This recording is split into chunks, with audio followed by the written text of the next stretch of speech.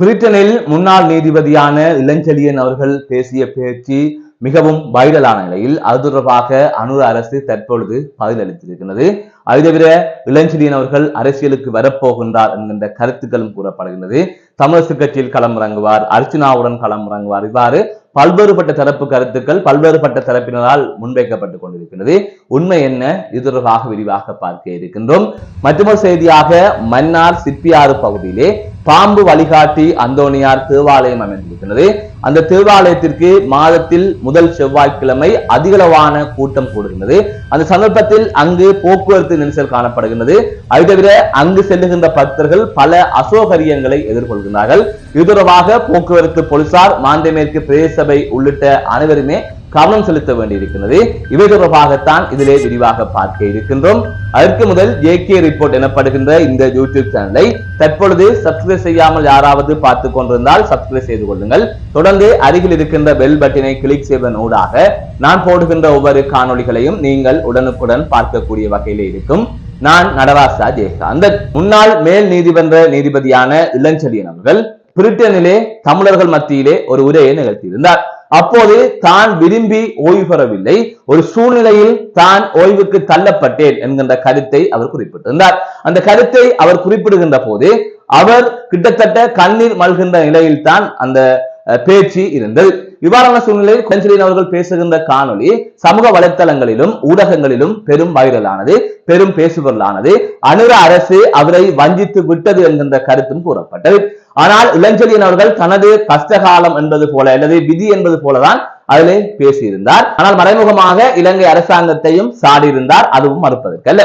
இவ்வாறான சூழ்நிலையில் தான் இந்த பேச்சுக்கள் ஒவ்வொரு விதமாக பார்க்கப்பட்டுக் கொண்டிருக்கின்றது. அதனை கடந்து அவர் அரசியலுக்கு வர இருக்கின்றார், முதலமைச்சர் வேட்பாளராக களமிறங்க போகின்றார் என்கின்ற கருத்துக்களும் கூறப்பட்டு வருகின்றது. இளஞ்செழியன் அவர்கள் அரசியலுக்கு வர இருக்கின்றார் என்பது தொடர்பாக இப்போது மாத்திரமல்ல, இதற்கு முன்பும் பல தடவைகள் பேசப்பட்டுக் கொண்டே இருக்கின்றது. ஆகவே இளஞ்செழியன் அவர்களுக்கு அரசியல் ஆசை இருக்கின்றதா அல்லது அவர் அரசியலுக்கு வரப்போகின்றாரா என்கின்ற கேள்வியும் எழுந்திருக்கின்றது. இந்த நிலையில் தான் இது தொடர்பாக ஏற்கனவே நான் ஒரு செய்தியை வெளியிட்டிருந்தேன். அதாவது கடந்த வருடமளவிலே ஒரு காணொலியை வெளியிட்டிருந்தேன். அதிலும் நான் தெளிவாக குறிப்பிட்ட விடயம், அது எதன் அடிப்படையில் குறிப்பிட்டேன் சொன்னால், அரசியல்வாதிகள், தொழிலதிபர் என்று பலரும் அவரை சந்தித்து கடந்த காலங்களிலே பேசியிருந்தார்கள். நீங்கள் அரசியலுக்கு வர வேண்டும் என்று கேட்டிருந்தார்கள். நீங்கள் எங்கள் மூலமாக களமிறங்க வேண்டும் என்றெல்லாம் பேச்சு நடந்ததாக அப்போது சில தகவல்கள் கசிந்திருந்தன. அதன் தொடர்ச்சியாக அது தொடர்பாக செய்தியை வெளியிட்டிருந்தோம். அப்போது அவரது மனநிலை எப்படி இருந்ததுன்னு சொன்னால், இந்த வடக்கு மாகாணத்தில் இருக்கின்ற கட்சிகள் அனைத்தும் ஒற்றுமையாகி ஒரு வேட்பாளரை நிறுத்த வேண்டும் என்று முடிவெடுத்து ஒற்றுமையாக அணுகினால் நான் முதலமைச்சர் வேட்பாளராக வருவது பற்றி யோசிக்கலாம் என்பதே அப்போது அவரது எண்ணமாக இருந்தது என்பது பல தகவல்கள் மூலமாக அறியக்கூடிய வகையில் இருந்தது. அது தொடர்பாக நானும் அப்போது செய்திகளை வெளியிட்டிருந்தேன். எனவே இப்போதைய சூழ்நிலையில் அவர் முதலமைச்சர் வேட்பாளராக களம் இறங்குவாரா என்கின்ற ஒரு கேள்வி இருக்கிறது. என்றால் இப்போது தமிழ் கட்சிகள் ஒற்றுமையாகவும் இல்லை. அது தவிர தேசிய மக்கள் சக்திக்கு ஓரளவு செல்வாக்கும் வடக்கு பகுதியில் இருக்கிறது. வருகின்ற மாகாண சபை எப்படி அமையும் என்று தெரியவில்லை. ஒருவேளை அவர் போட்டியிட்டால் கூட வெற்றி பெற முடியுமா என்று தெரியவில்லை. அது தவிர தற்பொழுது மிகுந்த மரியாதையுடனும் கண்ணியத்துடனும் தமிழ் மக்களால் பார்க்கப்படுகின்ற இளஞ்செழியன் அவர்கள் அரசியலுக்கு வந்தால் அதே நிலைமை தொடராது என்பது அவருக்கும் தெரியும். இதற்கு முதல் வடக்கு மாகாணத்தின் முதலமைச்சராக இருந்த விக்னேஸ்வரன் அவர்களும் நீதிபதியாக இருந்தவர் தான்.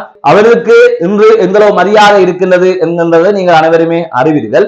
அப்படி இருக்கிற போது அது தொடர்பாக எல்லாம் அவர் யோசிக்க கூடும் என்பதும் ஒரு புறத்திலே கவனிக்க வேண்டிய ஒரு விடயமாக இருக்கின்றது. ஆகவே பொதுவாக சிலர் கூறுகின்ற விடயம் என்னவென்று சொன்னால், அவர் நீதிபதியாக இருந்தவர், மக்களுக்கு நீதித்துறை மீது நம்பிக்கை வருவதற்கு அவரும் ஒரு காரணமாக இருந்தவர். குறிப்பாக தமிழ் மக்களுக்கு நீதித்துறை மீது நம்பிக்கை வருவதற்கு இப்படியான சூழ்நிலையில் மிகுந்த மரியாதைக்குரியவர். அப்படியே இருக்கின்ற பட்சத்தில் அது அவரின் மரியாதையை தொடர்ந்து தக்க வைத்துக் கொள்ளும் என்கின்ற வகையிலான கருத்துக்களும் கூறப்படுகின்றது. பலரும் வீதிகளிலே இருந்து பேசுவதையும் அவதானிக்கக்கூடிய வகையிலே இருக்கின்றது. எனவே இப்படியான நிலையில் அவர் அரசியலுக்கு வரக்கூடாது என்பது அவர் மீது அபிப்பிராயம் வைத்திருக்கிறவர்களின் கருத்தாக இருக்கின்றது. அதை தாண்டி நீதிபதிகளோ சட்டத்தரணிகளோ அரசியலுக்கு வர வேண்டும், முதலமைச்சராக வேண்டும் என்கின்ற நிலை தமிழ் மக்களுக்கு அது தேவையில்லாத ஒரு விடயம் என்றும் பார்க்கப்படுகின்றது. ஒருவர் அவரது வேலையை செய்து கொண்டு பயணிக்கின்றார். அந்த வேலை முடிந்ததும் ஓய்வு பெறுகின்ற போது திடீரென்று அரசியலில் களமிறங்குகின்றார்கள். ஆனால் இங்கு பல நல்ல தலைவர்கள் இருக்கின்றார்கள். அவர்கள் முதலமைச்சராக வந்தால்தான் இங்கு என்னென்ன விடயங்கள் இருக்கின்றது, என்னென்ன செய்ய வேண்டும் என்பது அவர்களுக்கு தெரியும். பூ விற்பனை செய்கின்ற ஒருவரை அழைத்து சென்று பட்டாசு விற்பனை செய்ய விட்ட போது அவர் பட்டாசு மேல் தண்ணீரை தெளித்தார் என்கின்ற ஒரு கதை இருக்கின்றது. அதே போலதான் கடந்த முறை முதலமைச்சராக சி விக்னேஸ்வரன் அவர்கள் இருந்த போதும் நடந்தது. எனவே அந்த காலப்பகுதியில் வடமாகாணம் ஒரு முன்னேற்றமுமே அடையவில்லை என்பது அனைவருமே அறிந்த விடயம். இங்கே பல நாட்களாக பல விடயங்கள் செய்து கொண்டிருக்கிறவர்களுக்கு அந்த சந்தர்ப்பம் கொடுக்கப்பட வேண்டுமே தவிர, இவ்வாறானவர்கள் மரியாதையாக கௌரவமாக பார்க்கப்பட வேண்டுமே தவிர அவர்கள் அரசியலுக்கு வருவது என்பதை ஏற்க முடியாது என்பதும் ஒரு தரப்பு தகவலாக இருக்கின்றது. எனவே இதை தவிர்த்து அவரது கருத்துக்கு அரசாங்கம் என்ன பதிலை சொல்லி இருக்கின்றது என்பது தொடர்பாக தற்பொழுது பார்க்கலாம். அந்த வகையில் இந்த விடயங்கள் தொடர்பாக அமைச்சரவை பேச்சாளரான நலிந்த அவர்கள் குறிப்பிட்ட விடயம், முன்னாள் மேல் நீதிமன்ற நீதிபதி இளஞ்செழியன் மற்றும் அவரது சேவைகள் தொடர்பில் சமூகத்தில் மதிப்பும் கௌரவம் காணப்படுகின்றது. இவரை போன்று பல அரசு அதிகாரிகள் காணப்படுகின்றார்கள். சில சந்தர்ப்பங்களில் நீதிமன்ற கட்டமைப்பிற்குள் சேவை நீடிப்புகள் வழங்கப்படும் போது பல விடயங்கள் தொடர்பில் அவதானம் செலுத்தப்பட வேண்டும். சில சந்தர்ப்பங்களில் நீதிமன்ற கட்டமைப்பிற்குள் அடுத்தடுத்த நிலைகளுக்கு பதவி உயர்வு பெற வேண்டியவர்களுக்கு சிக்கல்கள் ஏற்படக்கூடும். அவ்வாறான காரணிகளை அடிப்படையாக கொண்டு அவருக்கு சேவை நீடிப்பு வழங்கப்படாமல் இருந்திருக்கலாம். மாறாக திட்டமிட்டு அவருக்கான சேவை நீடிப்பு வழங்கப்படாமல் இருக்கவில்லை. இது வழமையான நடைமுறையாகும். சில துறைகளில் சேவை நீடிப்புகள் வழங்கப்படுமாயின் அங்கு பதவி வெற்றிடங்களுக்கான நியமனங்களுக்கு பொருத்தமானவர்கள் இல்லாமல் இருந்திருக்கலாம். எனவேதான் அங்கு ஓய்வு பெறவிருந்த அதிகாரிகளுக்கு பதவி நீடிப்பு வழங்கப்பட்டிருக்கும். எனவே முன்னாள் மேல் நீதிமன்ற நீதிபதி இளஞ்செழியனது சட்டத்துறைசார் சேவை மீது என்றும் எமக்கு மதிப்பும் கௌரவமும் காணப்படுகிறது என்று அவர் இதற்கு பதிலளித்திருக்கின்றார். எனவே இந்த சர்ச்சைகளுக்கு தற்பொழுது முற்றுப்புள்ளி வைக்கப்பட்டிருக்கின்றது என்பதைத்தான் இதனோடாக பார்க்க வேண்டியிருக்கின்றது. மற்றொரு செய்தியாக மன்னார் மாந்திமேற்கு பிரதேச செயலக பிரிவிற்குட்பட்ட சிப்பியாறு பகுதியிலே பாம்பு வழிகாட்டி அந்தோனியார் தேவாலயம் அமைந்திருக்கிறது. இந்த தேவாலயம் மிகவும் பிரபலமான ஒரு தேவாலயமாக தற்பொழுது பார்க்கப்படுகிறது. பல்லாயிரக்கணக்கான பக்தர்கள் அங்கு சென்று வருகின்றார்கள். குறிப்பாக மாதத்தில் முதல் செவ்வாய்க்கிழமையில் அதிகளவான, அதாவது பல்லாயிரக்கணக்கான பக்தர்கள் ஒன்று கூடுகின்றார்கள். இந்நிலையில் அங்கு வருகின்ற வாகனங்களை ஒழுங்குபடுத்துவதற்கு போக்குவரத்து போலீசாரும் இல்லை. அது தவிர அங்கு வருகின்ற வாகனங்களை எங்கேயாவது நிறுத்துவதற்கான இடத்தை ஒழுங்குபடுத்தி கொடுக்கவும் இல்லை.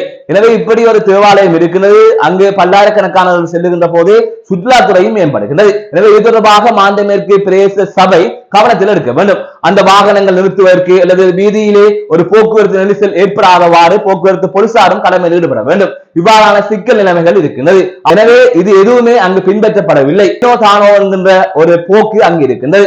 ஆகையால் கிறிஸ்தவ மக்களின் நம்பிக்கை மிகுந்த ஆலயமாக அது இருக்கின்றது. அங்கு பலர் செல்லுகின்ற நிலையில் அதற்கான ஒழுங்கை செய்து கொடுக்க வேண்டியது அரசாங்கத்தின் கடமையாக இருக்கின்றது. எனவே அரசாங்கம் அல்லது பிரதேச சபை போலீசார் தொடர்பாக ஏன் கவனம் செலுத்தவில்லை என்கின்ற கேள்வியும் அங்கு செல்லுகின்ற பக்தர்களால் எழுப்பப்படுகின்றது. இதற்கு பின்னால் நீங்கள் பார்த்துக் கொண்டிருக்கின்ற காணொளி அங்கு இடம்பெற்ற போக்குவரத்து நெரிசல் தொடர்பான காணொளி. சுமார் 500 மீட்டர் தூரத்திற்கு இவ்வாறு போக்குவரத்து நெரிசல் காணப்படுகின்றது. சில சந்தர்ப்பங்களில் 2 கரைகளிலும் வாகனத்தை நிறுத்திவிட்டு நடுவால் சில அடி தூரங்கள் தான் அங்கு வாகனங்கள் செல்வதற்கான இடம் இருக்கின்றது. அங்கும் மக்கள் நின்று கொண்டிருக்கிறார்கள். அப்படியானால் இதனை எல்லாம் யார் கவனிப்பது என்கின்ற கேள்வி இருக்கின்றது. எனவே இது தொடர்பாக இதனை பார்ப்பவர்கள், சம்பந்தப்பட்டவர்கள் கவனம் எடுக்க வேண்டும். மீண்டும் ஒரு காணொளி சந்திக்கின்றேன். நான் நடராசா ஜெயகாந்தன்.